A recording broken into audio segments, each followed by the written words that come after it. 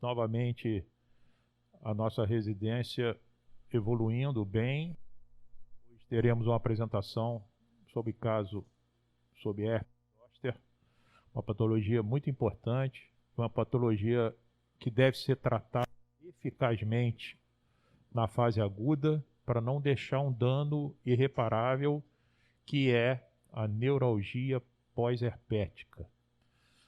É uma dor que, se não tratada no início, pode durar bastante tempo e o paciente sofre bastante com essa dor.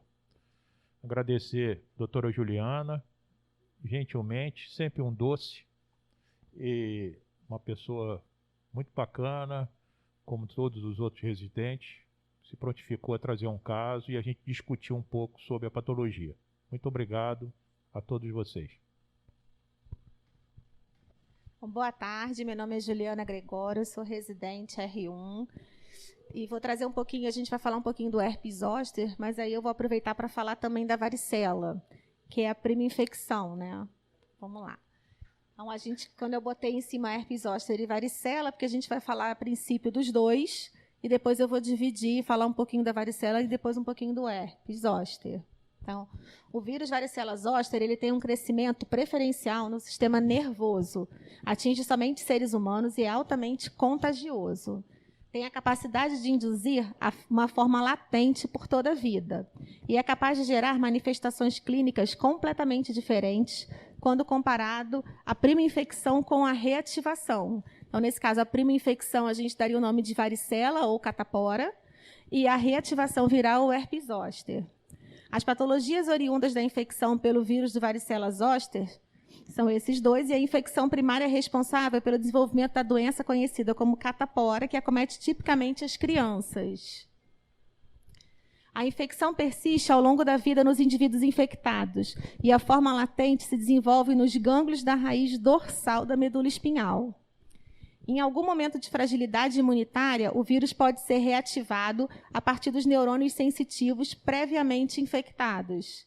Essa reativação, numa fase posterior da vida, é uma infecção secundária denominada herpes zoster. A infecção primária se dá quando o vírus entra em contato com a mucosa do trato respiratório superior ou a conjuntiva, transmissão de pessoa a pessoa, né? O contato direto com o conteúdo líquido presente nas vesículas e bolhas cutâneas são também fonte de transmissão do vírus, que podem alcançar a via respiratória dos indivíduos expostos através das mãos, objetos ou alimentos. Então, falando da varicela, manifestações clínicas da primeira infecção, que seria denominada varicela. É uma infecção primária aguda, contagiosa e que se caracteriza por exantema vesicular generalizado na pele e mucosas. Em crianças, geralmente é benigna e autolimitada. Visualizamos um polimorfismo das lesões cutâneas, que se apresentam em diversas formas evolutivas, acompanhadas de prurido. Então, é uma das principais características da varicela. A gente consegue ver as lesões iniciais, as lesões pustulosas, né? E a gente consegue ver as crostas também. Então, esse polimorfismo é que caracteriza a varicela. O período de incubação vai desde a exposição até o início do exantema e gira em torno de 10 a 21 dias. Os sintomas prodrômicos são febre baixa, vômito, anorexia e cefaleia, que podem aparecer 2 dias antes do rash e pode durar de 3 a 5 dias. A varicela geralmente é benigna, tem poucas queixas sistêmicas, início repentino e febre moderada. Ela caracteriza-se por uma erupção generalizada de distribuição centrípeta, em que máculas, pápulas, vesículas, pústulas, crostas e lesões escoriadas podem estar presentes ao mesmo tempo. É o polimorfismo, né? A infecção confere imunidade permanente, embora possa ocorrer um segundo episódio de varicela, mas é muito raro, mas tem descrição em alguns artigos. A imunidade passiva transferida para o feto pela mãe, que já teve varicela, assegura, na maioria das vezes, proteção até de 4 a 6 meses de vida extrauterina.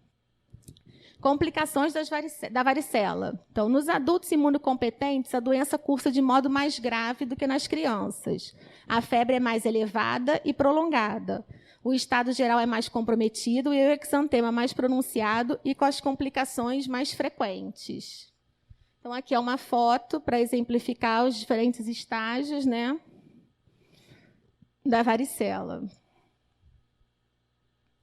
As complicações devem ser de uma maior disseminação do vírus e uma incapacidade do sistema imunológico em limitar essa replicação. E aí, das complicações, a gente tem as infecções cutâneas, que a gente pode citar o impetigo, o abscesso, a celulite, a erisipela, causadas pelo Staphylo aureus, streptospiógenes, que podem levar a sepse, com artrite, pneumonia, endocardite, encefalite ou meningite, e glomerulonefrite. Acho que a gente já conseguiu, eu já vi alguns casos desses complicados no Antônio Pedro e é bem tenso. Sistema nervoso central, ataxia cerebelar, né? Ela é benigna nas crianças, com resolução em 2 a 4 semanas. Meningite, encefalite, que é o edema cerebral acentuado com cefaleia progressiva, vômitos e depressão do nível de consciência, acompanhada ou não de febre e alteração de comportamento. E vasculopatia. E a gente tem também a síndrome de Rey, que é o uso do ácido acetil salicílico durante a fase aguda e se caracteriza por vômitos após o pródromo viral, seguido de irritabilidade, inquietude e diminuição progressiva do nível de consciência, com edema cerebral progressivo. A síndrome de Rey é o resultado de um comprometimento hepático agudo, seguido de um comprometimento cerebral.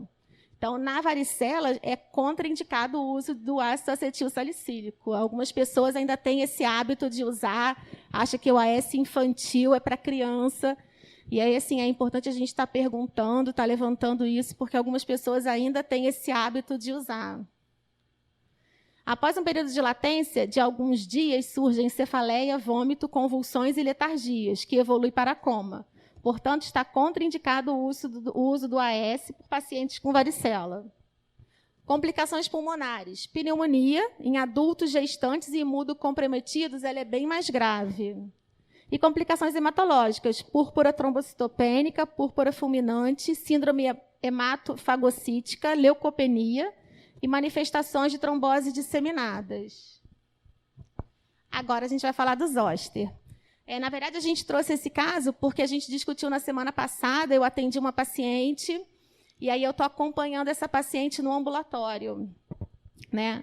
Vamos falar um pouquinho do herpes, eu trouxe foto da paciente para depois a gente exemplificar o caso dela.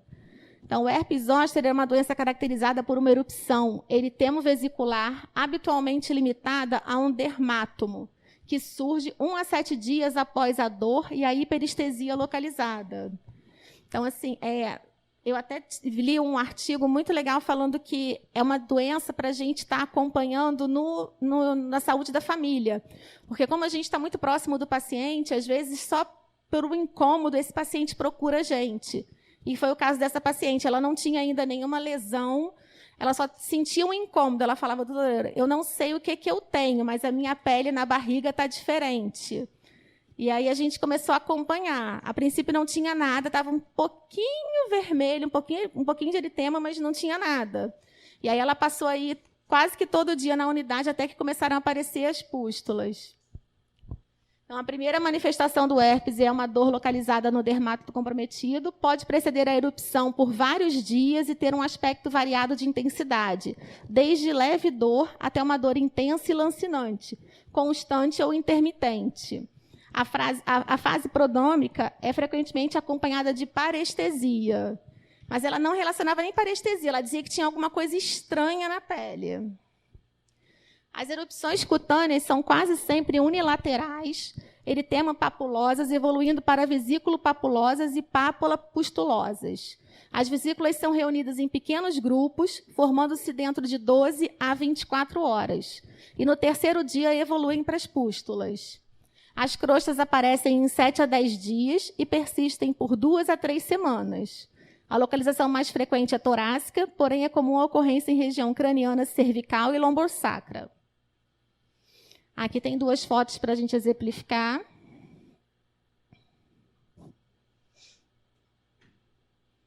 E aqui a gente vai falar um pouquinho das complicações, né, do herpes zoster. Então, temos a síndrome de Hansen-Hunt, que é o herpes zoster oftálmico, decorrente do comprometimento do ramo oftálmico do nervo trigêmeo, mais comum em idosos, e esse envolvimento pode ter o envolvimento do nervo facial e auditivo. E se caracteriza por uma dor no ouvido, associada a erupções cutâneas dentro e ao redor do meato auditivo externo, com paralisia facial. Podem ocorrer prurido, vertigens e surdez. É a segunda causa mais comum de paralisia facial não traumática. Embora a síndrome de Hansen-Hunt seja definida como paralisia do neurônio motor interno facial, muitos pacientes também têm zumbidos, perda auditiva, náuseas, vômitos, vertigens e nistagmo, indicando envolvimento não só do gânglio geniculado, mas também do 8º nervo craniano. Comparada à paralisia de Bell, que é a paralisia facial periférica sem erupção cutânea, os indivíduos com síndrome de Hansen-Hunt muitas vezes têm uma paralisia facial de início mais grave e são menos propensos a se recuperar completamente. Nevralgia pós-herpética.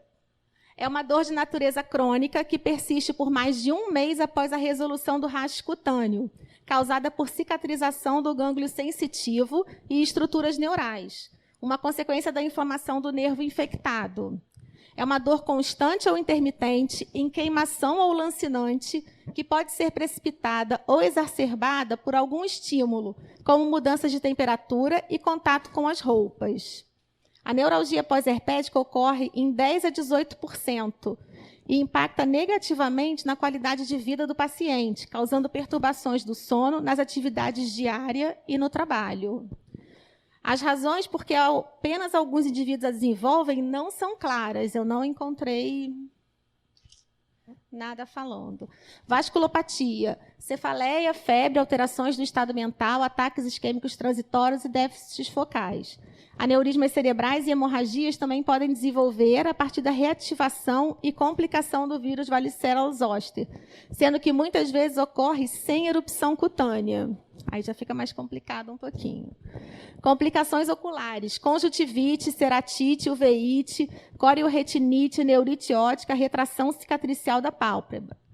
A oftalmoplegia após herpes zoster envolve mais frequentemente o 3º e o 4º nervos cranianos. E aí, assim, qualquer alteração oftalmológica, a gente precisa ter o suporte do oftalmologista para fazer essa avaliação e aí, sim, ajudar a gente com medicação. Ela precisa mesmo, a gente não pode deixar de ter esse suporte do oftalmo. E a gente tem também o zoster cineherpete, que é uma rara ocorrência de dor crônica radicular sem erupção cutânea, mas com confirmação virológica de reativação do vírus da varicela zoster.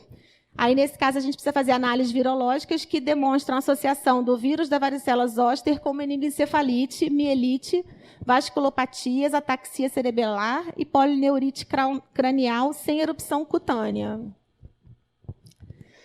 Para falar do diagnóstico, esse artigo que eu li falando do trabalho de saúde da família com o herpes zoster, para a gente fica bem mais fácil tentar se aproximar desse paciente, porque a gente tem muita coisa que fala a nosso favor.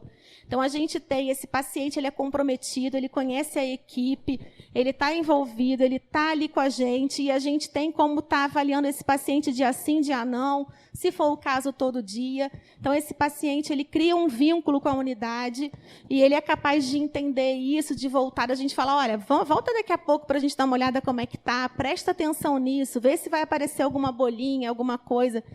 Então, assim, na saúde da família, eu acho que a gente é privilegiado do que encontrar isso numa emergência, sem a gente poder reavaliar esse paciente, né? Então, a abordagem é clínica e você pode fazer uma correlação com a epidemiologia. Não se faz necessário o uso de exames laboratoriais. Então, assim, depende muito da época que a gente pega essa lesão. Então, quando apareceu esse caso lá na nossa unidade, o que eu tentei fazer para ajudar, eu chamei os agentes, pedi autorização à paciente, né? O dela era na região abdominal. E aí eu pedi a autorização da paciente, chamei as técnicas de enfermagem, chamei os ACS, as meninas, né? O rapaz ficou de fora, ela ficou com vergonha. Mas eu chamei todos os agentes de saúde, as técnicas, e aí pedi licença a ela e mostrei a lesão. Expliquei para os agentes de saúde o que era a lesão, como é que ela começou. Foi. E aí, assim, eu chamei toda a equipe, mostrei como é que era a lesão.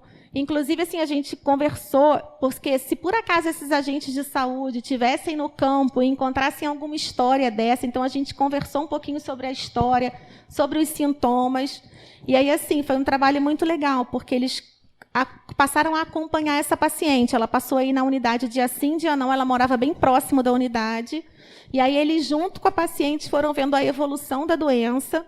E aí eles já se acham aptos a avaliar uma lesão dessa. Então, assim, é muito bonitinho a importância que eles estavam tendo de se preocupar com isso e a atenção, quando a gente explicou que a medicação, quanto antes a gente iniciar, melhor são os resultados. Então, eu tentei conversar com eles, porque como eles são nossos olhos fora da unidade, né? Então, assim, é muito importante eles terem essa ciência, né, de que eles fazem parte disso. Eles são equipe de saúde também e a gente precisa da ajuda deles para estar fazendo esse diagnóstico o mais precoce possível.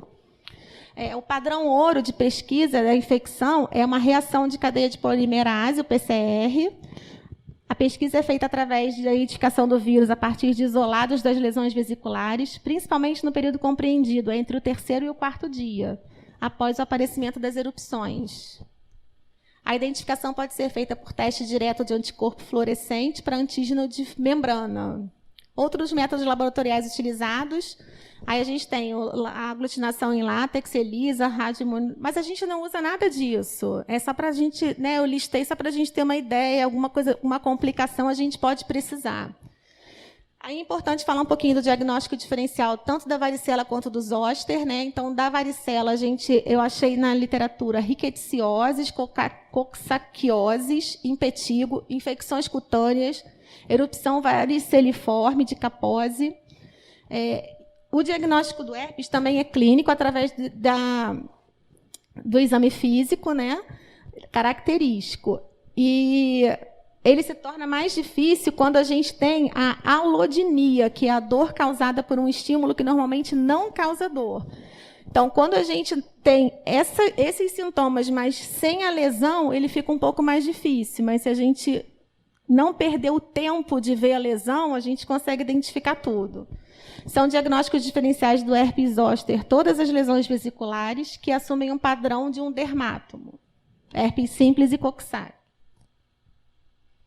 Então, o tratamento é o aciclovir, que é um antiviral que impede a replicação do vírus varicela zoster e tem um bom potencial em erradicar o vírus e aliviar os sintomas rapidamente.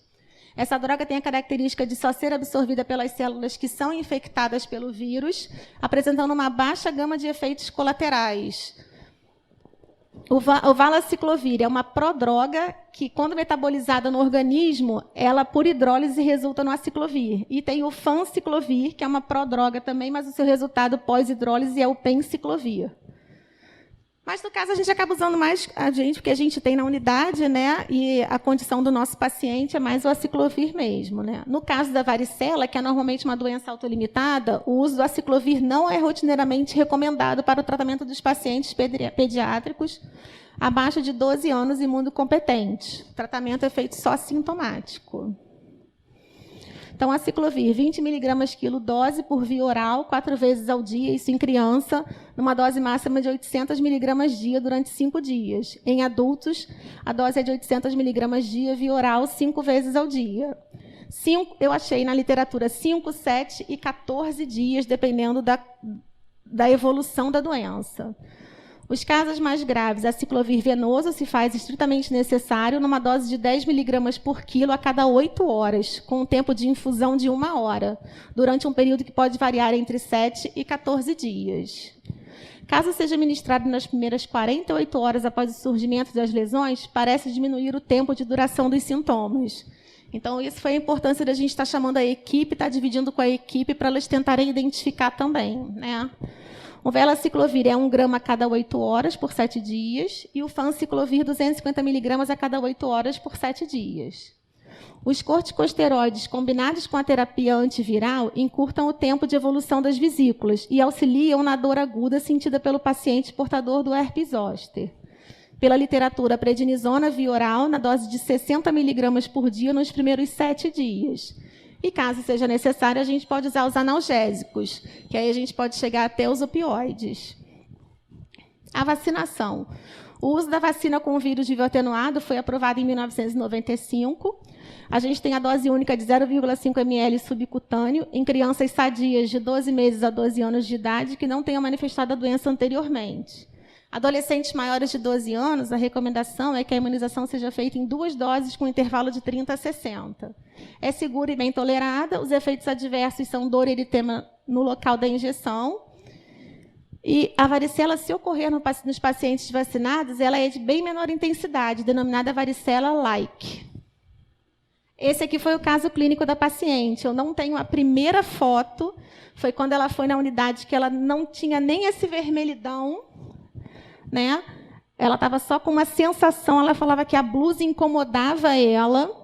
2 dias depois, ela vai já com essas lesões, e aí a gente não consegue ver direito, mas a gente tem algumas pústulas, tinham 3 pústulazinhas só. A gente começou a medicação, aqui ela foi evoluindo e ela já está assim. E aí são as referências, e muito obrigado. Se alguém tiver alguma dúvida, eu puder ajudar. Alguém quer fazer algum comentário? Pedro, Diana, Simone, Luísa? Eu achei interessante a fala da Ju de capacitação dos agentes comunitários, porque isso se chama educação permanente. É uma das características do SUS, e eles são quem estão na rua. Então, o paciente chega até eles. E aí, eles que são o canal para a gente começar o tratamento da forma mais imediata para tentar evitar as complicações, né? Muito didática e está de parabéns. Apresentação muito completa em relação à zoster. Uma patologia que, na verdade, pouca gente encara e faz o tratamento adequado. Por quê? É uma doença que envolve mais de uma especialidade. Eu já vi zoster sem lesão dermatológica. Só a neuralgia com muita dor, e que não, acho que não, na sua fala ali você mostra isso. A gente tem que entender bem que a doença do herpes, ela acompanha o trajeto do nervo. Então é uma doença neural. Não adianta, não tem a menor indicação, por exemplo, o uso de anti-inflamatório não hormonal. Porque não está inflamado. É uma doença que ela pega o gânglio na verdade, é pré-ganglionar. Então, ela está com dor no braço, ou ela está com dor na face, a dor não é dali. A dor é uma informação do gânglio lá atrás. Então não adianta a pessoa que está com uma dor aqui no braço ou no abdômen fazer infiltração no abdômen, porque aquela dor referida vem lá do gânglio pré-sináptico. Então, necessita, às vezes, em alguns casos, de infiltração do gânglio simpático, feito por algum anestesista ou por essas clínicas da dor, que consegue chegar lá no gânglio e usar morfina ou algum derivados pré-morfínicos para melhorar a inflamação que começa naquela região. Olhou o paciente e suspeitou de dor radicular, porque é uma dor da raiz, vou repetir, dor radicular. Na dúvida, começa o corticoide. O corticoide é um remédio importante na fase aguda da doença, porque ela previne a neuralgia pós-herpética. Então, às vezes, sem criticar, o dermatologista se preocupa com a pele, mas não se preocupa com a dor neural. Então, o primeiro médico, que se ela puder ser atendido, é o neurologista. Por quê? Ele se preocupa com a dor radicular. Não adianta tomar analgésico, anti-inflamatório, que não vai melhorar. Tem que ser remédios específicos para a dor neural ou para a dor radicular. A gabapentina, eu já tinha falado isso numa outra aula. A gabapentina é um bom remédio para dor radicular. Ela pode ser usada de forma progressiva, porque tem alguns efeitos colaterais. Todos os remédios usados para dor radicular de ação central, ele pode dar tonteira, pode dar ataxia. Então a gabapentina, 300 mg, 3 vezes por dia, é a dose inicial. Mas pode chegar até 2.700 mg. Pode chegar lá 3 comprimidos de 8 em 8 horas de gabapentina confortável. Associar não tem nenhuma contraindicação. A gabapentina torna a dizer, no início ela pode dar um pouco de ataxia e sono. E aí a pessoa idosa, você tem que graduar um pouco essa gabapentina. Você não pode sapecar logo de uma vez, senão a pessoa vai ficar muito tonta, pode até cair. O outro remédio que era usado antigamente, ainda é a carbamazepina. É um anticonvulsivante que tem uma ação sobre o nervo. Ele é usado em neuralgias, por exemplo, polineuropatia diabética. O doente que é diabético, que tem muita dor por cometimento da raiz, pode ser usada a carbamazepina. É um remédio que tinha com uma certa facilidade nos postos. Eu não sei se está tendo ainda a carbamazepina. A carbamazepina também tem efeitos colaterais. Tem que começar em doses pequenas, mas pode chegar até 1.200 mg por dia. Terceiro remédio de ação central que é muito usado em dores radiculares é a amitriptilina. Parece todos remédios bonzinhos, mas quando você associa a amitriptilina com maitegretol, dá uma tonteirinha boa, dá um sono gostoso, muito sono. Às vezes a amitriptilina é um remédio que dá muita boca seca, pode ressecar o intestino, ter constipação intestinal. Vocês têm que conhecer um pouco a farmacologia de cada droga, mas é um bom remédio para ser usado em neuralgia pós-herpética. Então, repetindo, gabapentina, carbamazepina e amitriptilina. Nada impede e tem que ser usado um corticoide 60 mg, 1 mg por quilo, durante 7 dias do início da doença, para prevenir justamente a neuralgia pós-herpética. O paciente chega no posto de saúde, no módulo, e que tem uma evidência de herpes zoster, tem que ser iniciado corticoide 1 mg por quilo durante 7 dias. O aciclovir é um remédio confortável e muito mais barato do que os outros concorrentes. Na literatura, a gente fica na dúvida entre 10 e 14 dias. Eu acho melhor usar, que é o que está disposto aí em todos os livros, 14 dias de aciclovir 5 vezes por dia. É uma dose alta, mas é uma dose que é a responsável. Então, chegou o doente e você suspeitou de herpes, comece o aciclovir e comece o corticoide. Corticoide são 7 dias, proteger o estômago por causa do corticoide, o diabético tomar cuidado porque o corticoide pode aumentar a glicemia, e usar os remédios para dores radiculares. Gabapentina, carbamazepina, amitriptilina são remédios de escolha para usar.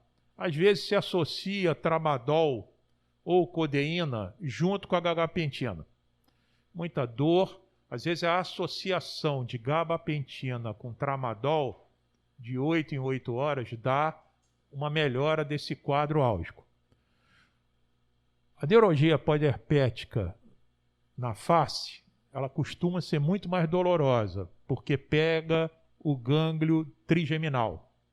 O gânglio trigeminal, que todo mundo sabe, a famosa neuralgia do trigêmeo. É uma dor só para macho, e muito macho.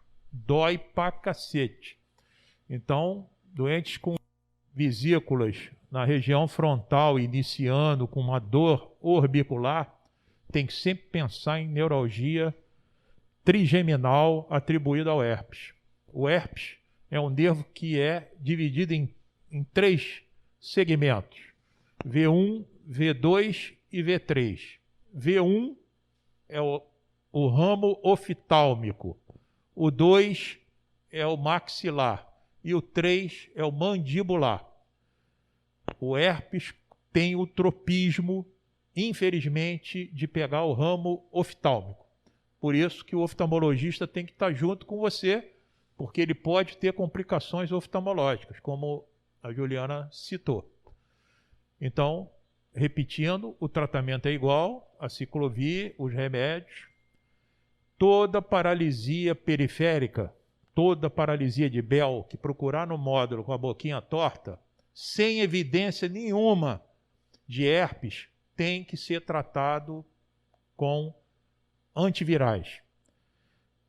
Nos Estados Unidos é muito comum todo paciente com paralisia facial, nos primeiros 14 dias fazer a ciclovir, mesmo que não apareçam as vesículas. Por quê?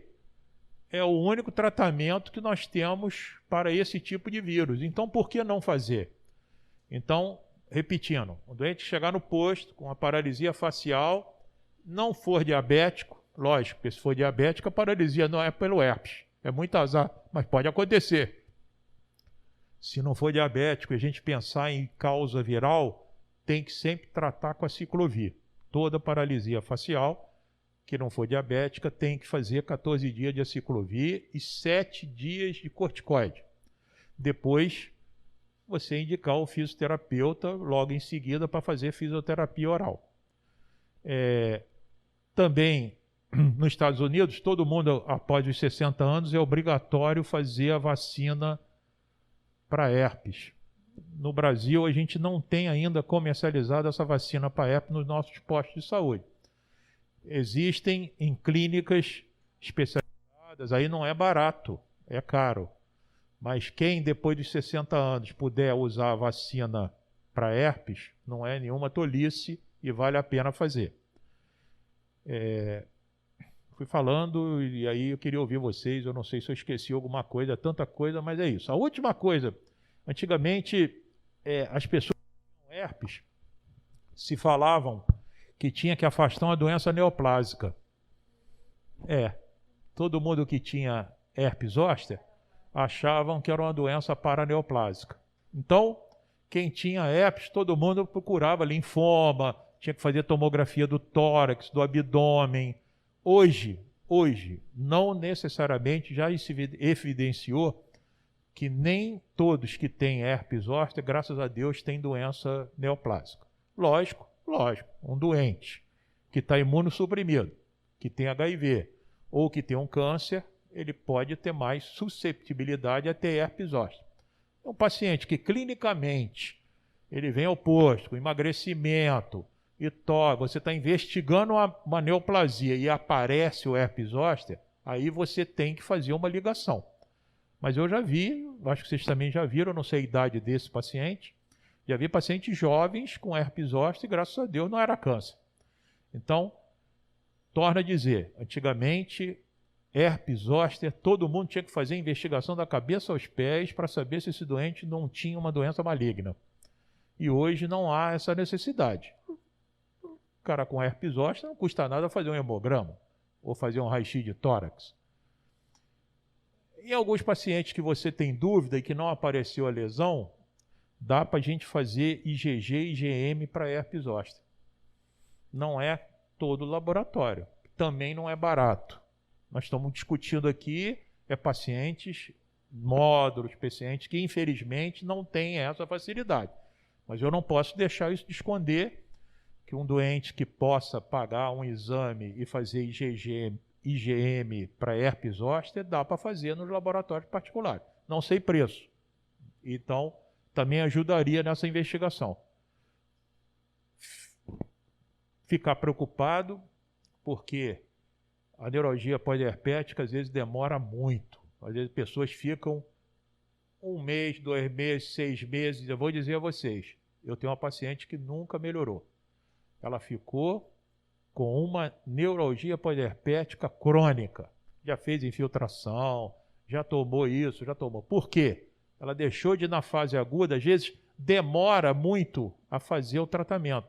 Porque fica com aquelas vesículas, bota pomada, faz não sei o quê, mas não fica preocupado com a neuralgia. E aí, 15 dias depois começa a neuralgia, que você não fez corticóide, não fez nada, ficou só tratando a pele, aí infiltra o gânglio e aí é complicado.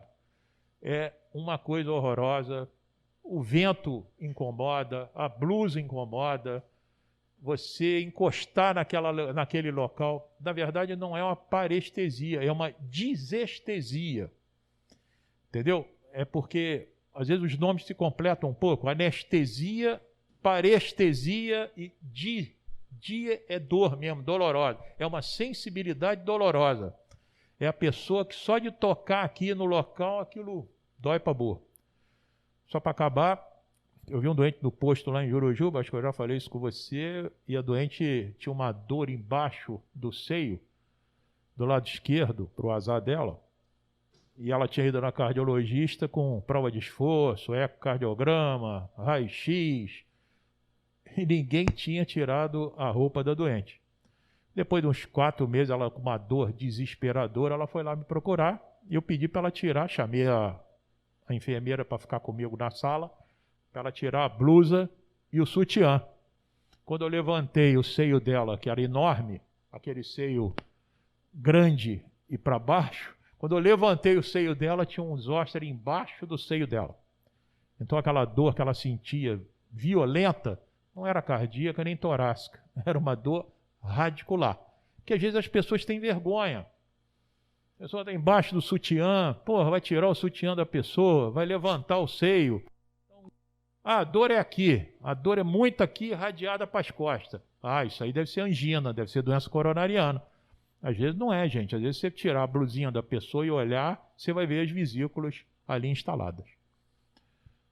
Era isso que eu queria falar. Alguém quiser colocar mais alguma coisa? Eu tenho sempre uma dúvida, Juliana. Não sei se você leu, por exemplo, a pessoa que tem zóster chega para você.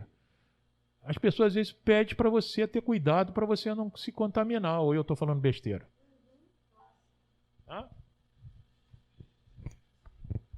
Eu li isso também, mas eu não sei te dizer, mas na literatura diz que pode sim se contaminar, que a gente não deve manipular a lesão, não deve manipular a pessoa, se tiver vesícula.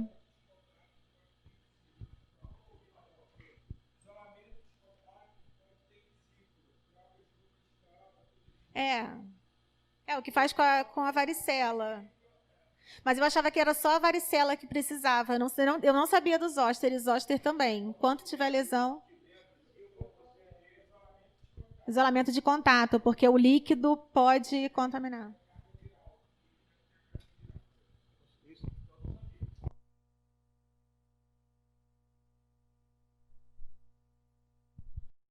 Todo mundo falava isso mesmo, mas eu não sabia quando que o cara não podia tocar ou não tocar, entendeu? Então,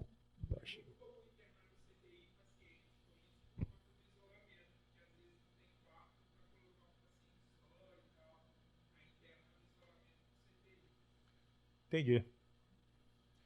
Tem algumas complicações do zóster, que graças a Deus são complicações raras, mas existem, né?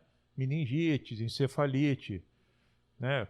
Eu já vi doente que fez repercussão grave. Não confundir herpes zóster com herpes simples. O herpes simples tem um tropismo diferente do zóster. O zóster é um tropismo neural. O herpes simples, labial ou genital, ele tem um tropismo no lobo temporal do cérebro. Que beleza, né? Então, eu já vi muito encefalite por herpes simples. Quando você internar um doente, ou quando você vê um doente evoluindo rapidamente para o nível baixo de consciência, sem explicação, e um déficit motor, talvez convulsão, você tem que internar esse doente rapidamente e começar a ciclovir venoso. Pedir, se possível, uma ressonância, e se ele tiver uma lesão no lobo temporal, teu diagnóstico fica fácil. Então, não confundir. Quando a pessoa fala, tem uma encefalite herpética, aí o pessoal pensa que a encefalite não é por zóster. A encefalite herpética, ela é pelo herpes simples, ou labial ou genital. O herpes zóster acomete preferencialmente o gânglio. Não é igual ao herpes simples. Não é a mesma coisa. Combinado? O tratamento pode ser igual, mas não é. A ciclovir é uma droga que tem que vigiar muito a função renal. É uma droga nefrotóxica. Então, quando a gente faz 10 miligramas por quilo de 8 a 8 horas, tem que a cada 48, 72 horas vigiar a função renal desse paciente. Então, é uma das complicações do aciclovir. Ok? Alguém mais aí? Obrigado novamente. Sempre aprendendo e sempre agradecendo. Tá legal? Um abraço para todo mundo.